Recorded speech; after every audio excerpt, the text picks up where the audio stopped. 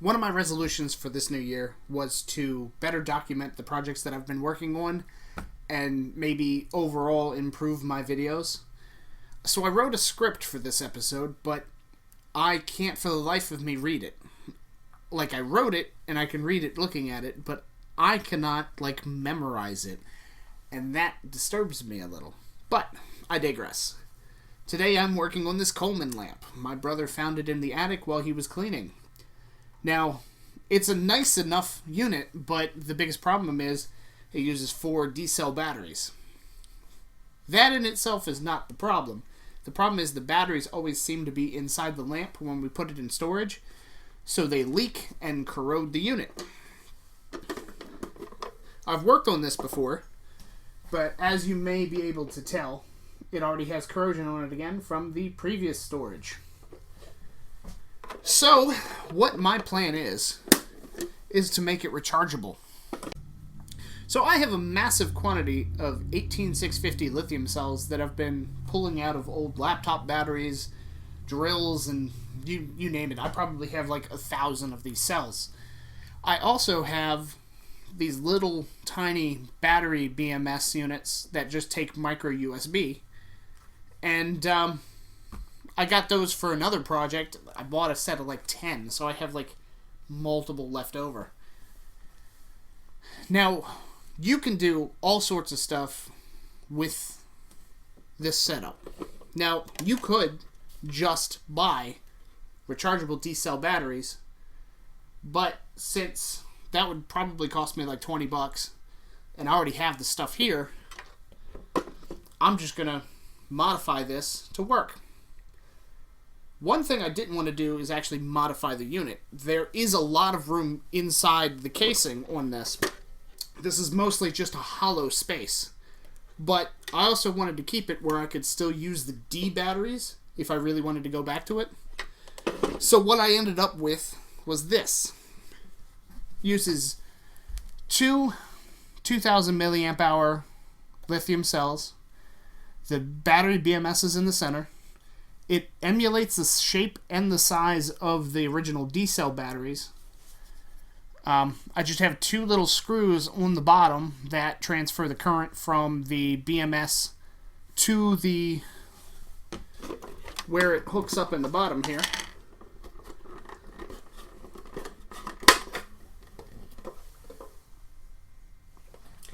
So it just fits down in here. Whoops. And then it turns on. Now, this also takes 1 AA battery for the clock. Just a 1.5 volt input. What I did on the inside of here, and I might have to pop up a diagram, you can just take 2 resistors, any sort of resistors, and tap from the middle if you put them in, was it series? Yeah, series. Tap from the middle if you put them in series, and it gives you half of the voltage that you started with. So, in order to get the AA to work, which I can still put a AA in if I wanted to, I made this little thing. It's just positive, negative, little tap. This has a little tiny plug on there. So I can put this in, put this in. I think the only downside to doing it this way, without using a separate AA battery, is the fact that if the battery dies, I end up with a clock that is reset. The milliamp hours that these batteries produce is equivalent to using what I would have 4 carbon zinc D-cell batteries. So that's pretty appropriate because I usually am pretty cheap when it comes to getting something that I'm not going to use all the time. And considering the alkaline batteries is $10 for a 4-pack, this is definitely going to pay for itself because I've barely used any money putting this thing together. Now, it's only 10 hours of battery life. I've already checked that. It runs for almost exactly 10 hours and then shuts off.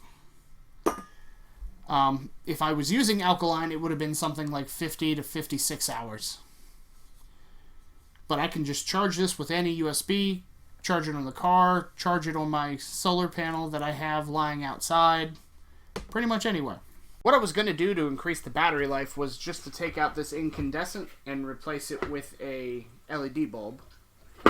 Now, they do make LED replacements for this, but I was kind of unsatisfied with how it would be, and I can simply just remove the bulb off of this, desolder it, and throw an LED on it myself. What I opted for was a slightly more expensive route, though particularly cheap. They sell these solar lights with these LED strips. I wanted this style LED strip specifically.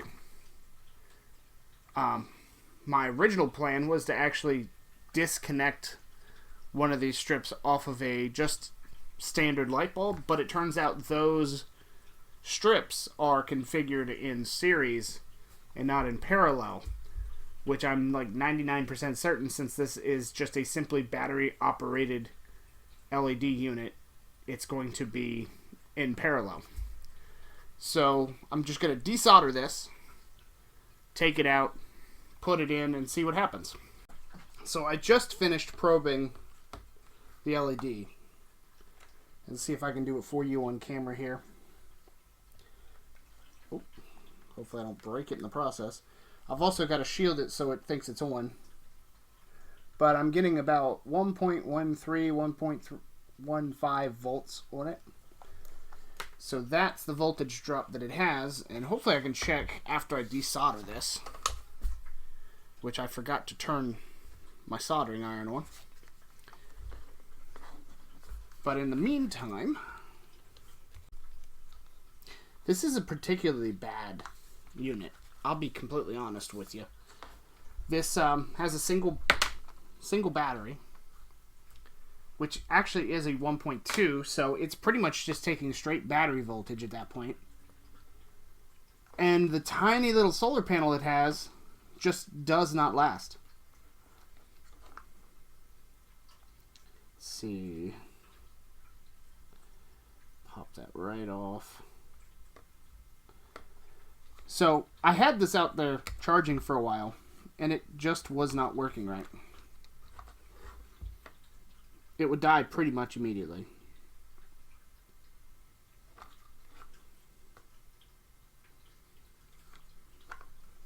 Okay.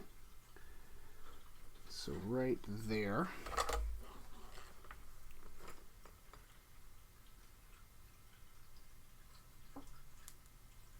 Come on. Oh, crap. Okay, I see the problem. That's going to be difficult.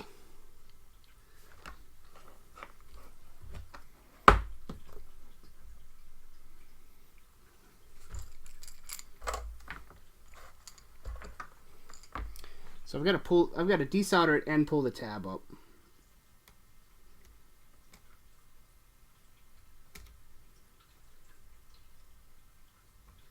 And then pull it out.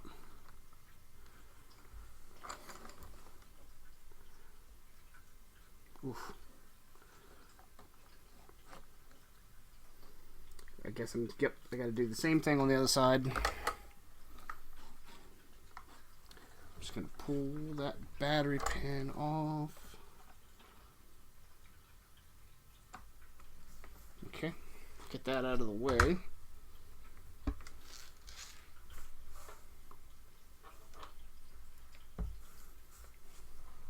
I definitely need a new one of these helping hands.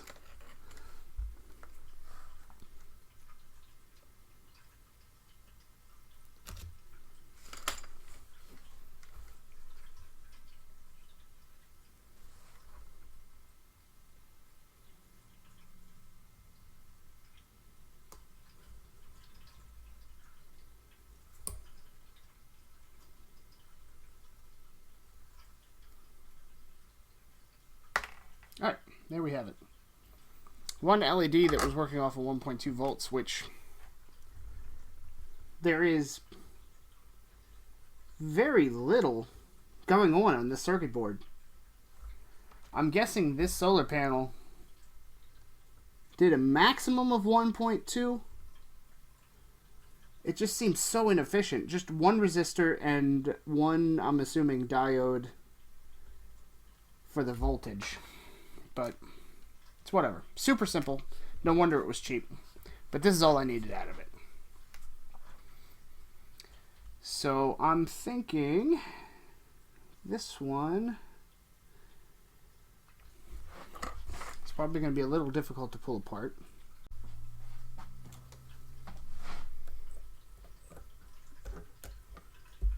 Nope. Well, that's not exactly what I had planned.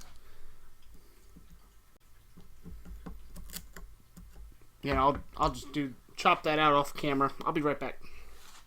Real simple operation.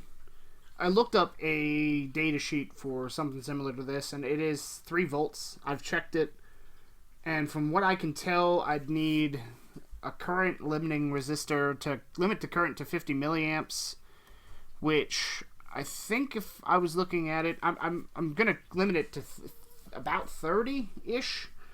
Well, actually, far more than that. That's what I put in the system when I was doing the calculations. So I think it was calling for something like a 60 resistor.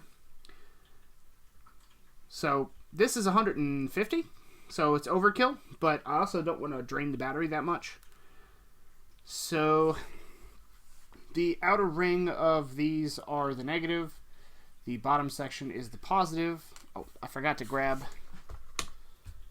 a sleeve here real quick. A little bit of shrink tubing. So my plan is to have this set down in here, just all the way in the bottom.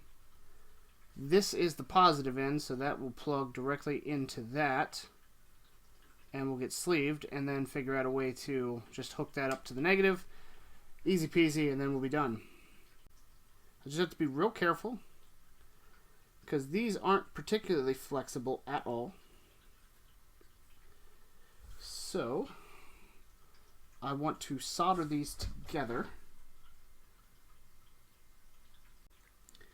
There we go. And I let go. Just gotta let it cool down before I let go. Alright.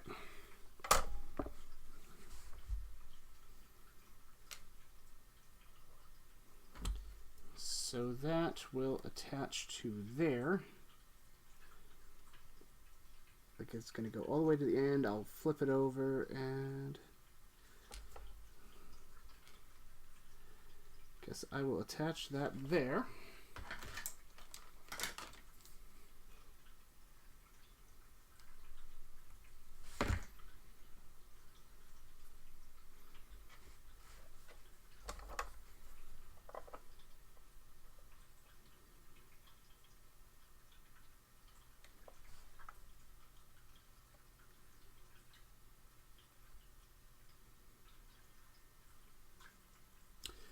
Oh, keep doing that too quickly. I think I have my soldering iron set too high. Come on.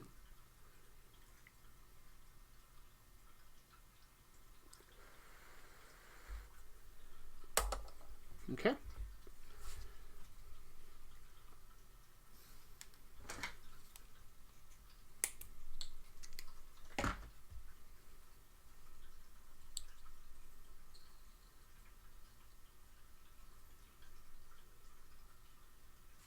Probably close enough.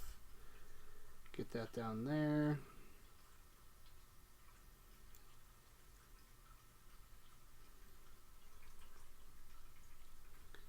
I'm actually going to bend the little tab that's on here sideways because that'll fit in this little slot better.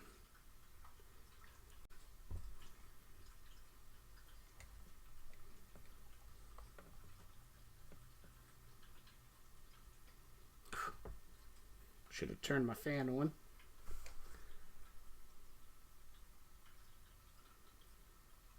Okay, hold on. I need flux for this one.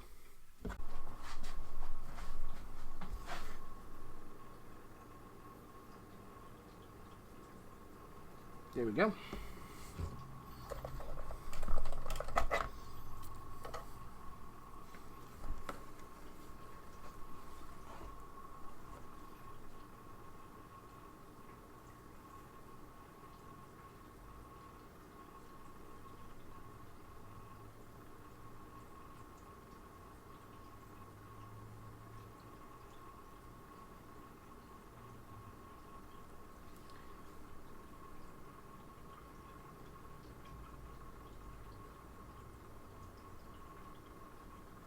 You know, I just realized I never really checked to see if this was solderable or not. There's a slight chance that's aluminum, which, if that's the case, whatever.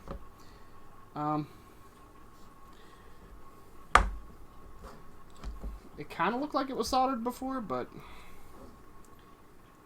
it is whatever.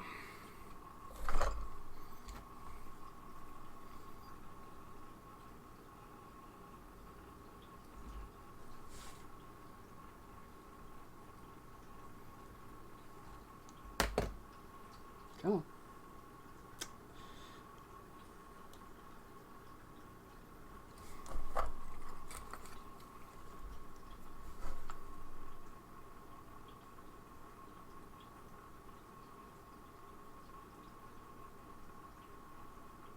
It's not bad.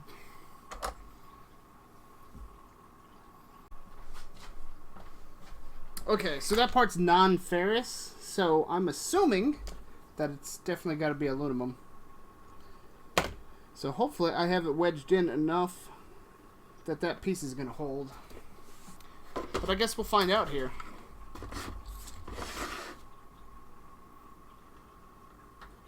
Oh yeah, it definitely works right out of the gate.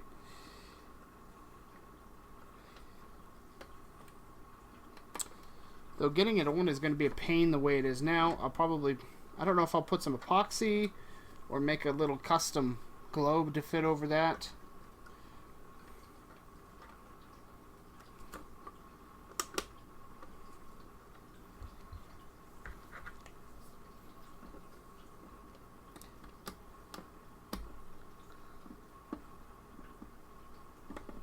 Alright, it's in.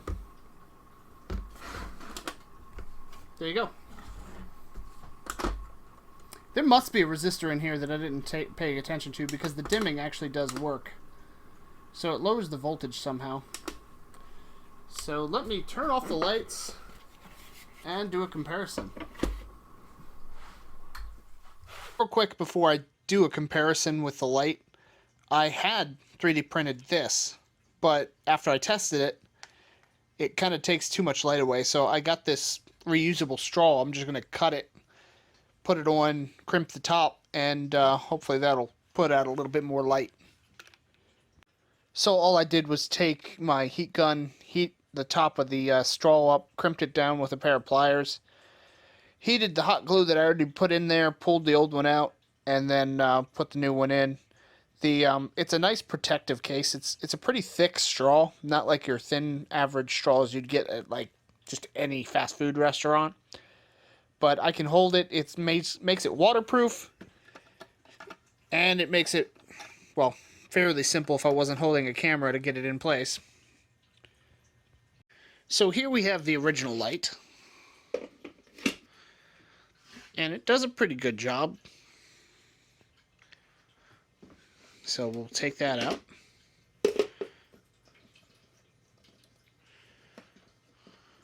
Oh. There we go. And let's see if I can put the other one in without having to see much.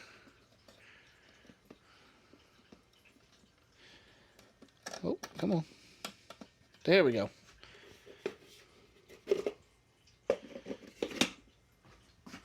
Not bad. Not bad. Slightly different color temperature, but I think it's about the same. All I have left to do is just wait and see how long this thing actually lasts. Now, full disclosure, I didn't actually charge the battery completely because I really didn't want to wait on that. It got to about 4.2 volts, which I believe this setup will do up to like 4.6-ish. So original estimate for a full charge battery was like 90 to 150 hours. So if this lasts like 2 days straight, I'm going to say the test is successful, because I'll never have it on that long during vacation. Like, even if I accidentally leave it on a day, I'll probably just still charge it. So, I will see you when it dies to give my report. So, I can say that this was pretty much a decent success. This lasted like the upper limit of what I was expecting it. It was 144 hours, nearly exactly 6 days. Well, from what I saw. I was taking this to work. I was getting weird looks. I was putting him in my locker, and I was trying to check it every couple hours. But sure enough, it lasted longer than I was expecting. So, one thing I can say about this is that it's pretty dim still. It's got that secondary dim feature on it, so I could definitely lower the resistance on the limiting current and just output way more light in this. It's not going to be an issue. I just have to wait for the order of little filaments that said it's probably going to be here in a month from Amazon. And they're pretty inexpensive. You can get them anywhere.